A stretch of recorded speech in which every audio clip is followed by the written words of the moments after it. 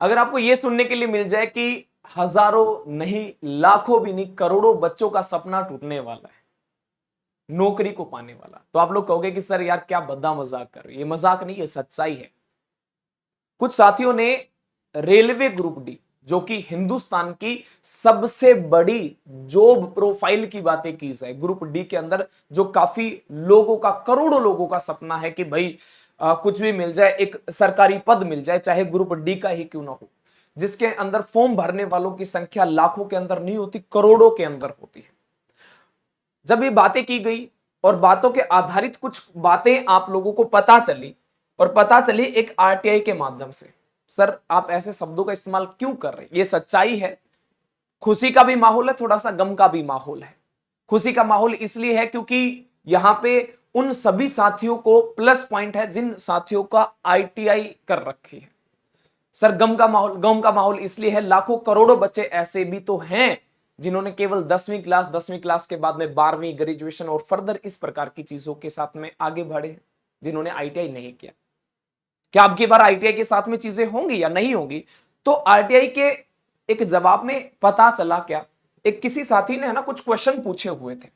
पहला क्वेश्चन ये था कि what is the minimum education qualification for level 1। Level 1 मतलब ग्रुप डी, ठीक है।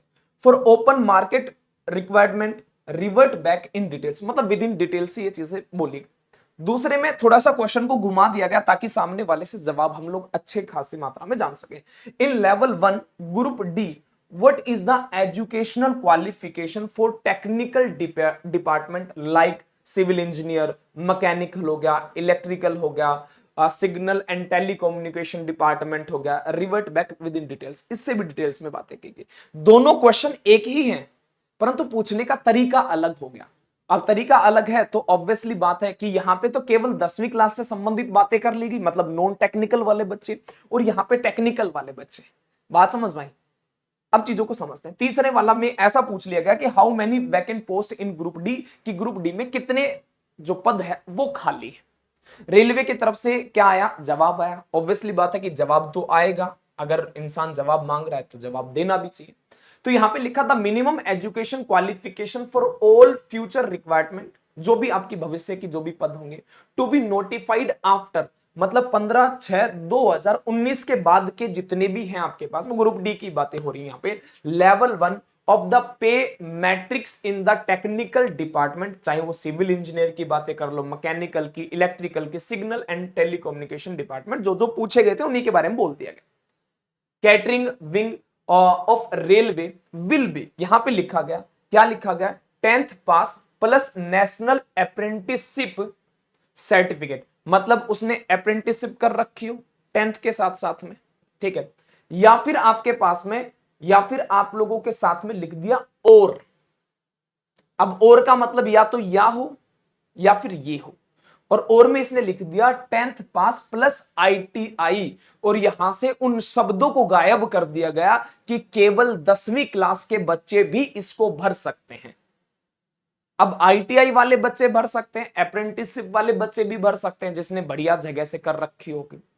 10वीं क्लास का अब की बार इसके देखने के अकॉर्डिंग बातें की जाए तो 10वीं क्लास जिस बच्चों ने कर रखी है विदाउट आईटीआई या अप्रेंटिसशिप, उस बच्चे का अब की बार रेलवे ग्रुप डी में कोई भी सहारा, सरकारी नौकरी लेने का कहीं ना कहीं जो आसार लग रहे थे वो खत्म कर दिए गए हैं। अब इससे तो यही पता चलता है कि भाई रेलवे का जवाब है तो रेलवे ने दे दिया। अब दिक्कत इस बात की भी होगी कि करोड़ों बच्चे अब करेंगे क्या? क्या तो या तो अपनी पॉलिसीज को बदलना पड़ेगा, क्योंकि इसमें ऐसा भी नहीं लिखा गया कि कुछ वैकेंसी या फिर कुछ पद ऐसे भी हो सकते हैं जो केवल 10वीं क्लास के से संबंधित रहेंगे। उन चीजों का भी कोई वर्णन यहां पे नहीं किया गया। बाकी विद इन डिटेल्स से तो जब फॉर्म आएगा, फॉर्म के बारे में जो भी डिटेल्स आएंगे तब तो हमें पता चलेंगे ही चलेंगी, परंतु अभी के लिए आज की सच्चाई यही है कि 10वीं क्लास के बच्चों पे तलवार लटकती दिख रही है उनके भविष्य के रोजगार को लेकर। अब क्या होगा, क्या रणनीति होगी, किन मुद्दों के आधारित बातें की जाएंगी, तो आप चिंतित ना हो। वो कहते हैं ना कि हारे का सहारा कोई तो कोई है ही, और वो हमारा क्या है आपके पास में, ट्विटर।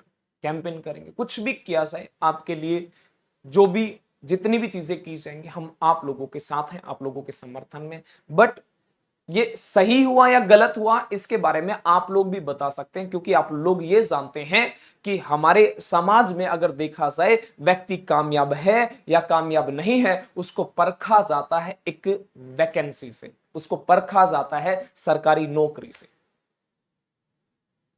अब इसका भविष्य क्या रहेगा ये तो हमें देखना ही पड़ेगा, जब आपका फुल डिटेल्स में नोटिफिकेशन आएगा तभी बाकी और डिटेल्स में बातें करेंगे, इससे संबंधित और कोई चीजें आती उससे उसके बारे में। ठीक है, सही हुआ या गलत हुआ ये बात आप जरूर बताना, आपके अपने भी विचार रखना ताकि हम भी पढ़ सकें, हमें भी पता चले कि या फिर उन चीजों के आधारित हम भी आप लोगों से बात कर सकें, आपकी बात को कहीं और आगे तक भी पहुंचाया जा सके, हम भी प्रयत्न करें।